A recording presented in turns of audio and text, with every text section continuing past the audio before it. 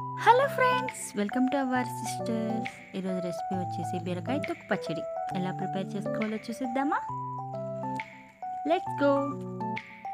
ముందుగా 2 table spoon oil వేసుకొని, ఇది బీరకాయ తొక్కు అండి. బీరకాయ తొక్కుతో పాటు కొన్ని బీరకాయ ముక్కలు కూడా తీసుకోండి, అప్పుడు మనకి పచ్చడి అనేది టేస్ట్ బాగుంటుంది.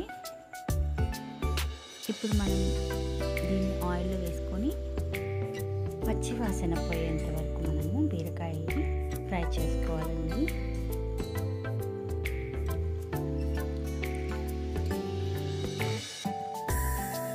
కొద్దిగా ఉప్పు వేసుకొని వేయించుకోవాలి.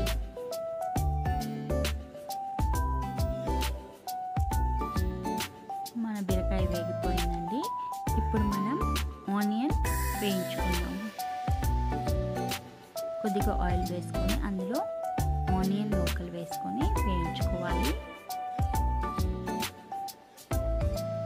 మన ఆనియన్ కూడా వేగిపోయింది.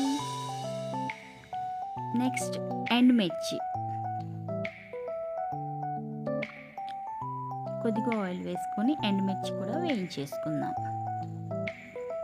ఎండుమిర్చి కూడా వేగిపోయింది. ఇప్పుడు మనము జీలకర్ర ధనియాలు వేయించుకుందాము. ఇవి వేసుకోవడం వల్ల మనకి పచ్చడి అనేది మంచి ఫ్లేవర్ వస్తుంది, టేస్ట్ కూడా బాగుంటుంది.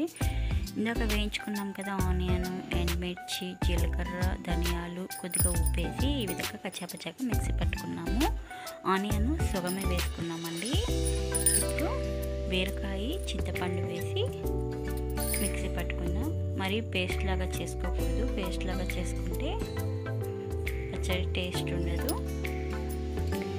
చూసారు కదా, ఈ విధంగా వేసుకోవాలి, మిక్సీ పట్టుకోవాలి. తర్వాత మిగిలిన ఆనియన్ ఉన్నాయి కదా, అవి కూడా వేసేసుకొని మనము మిక్సీ పట్టేసుకుందాం. ఇవి మెత్తగా మెదగకుండా కచ్చాపచ్చాగా మెదిగేటట్లుగా మనము మిక్సీ తిప్పుకొని పచ్చడి సర్వ్ చేసుకోవడమే. అంతే అండి, మన బీరకాయ పచ్చడి రెడీ అయిపోయింది. ఇది దోశలేకి కానీ అన్నంలోకి కానీ చాలా బాగుంటుంది, చపాతీలోకి కూడా తినచ్చు. ఈ వీడియో మీకు నచ్చినట్లయితే please like, share, comment and subscribe. Thank you for watching. Bye.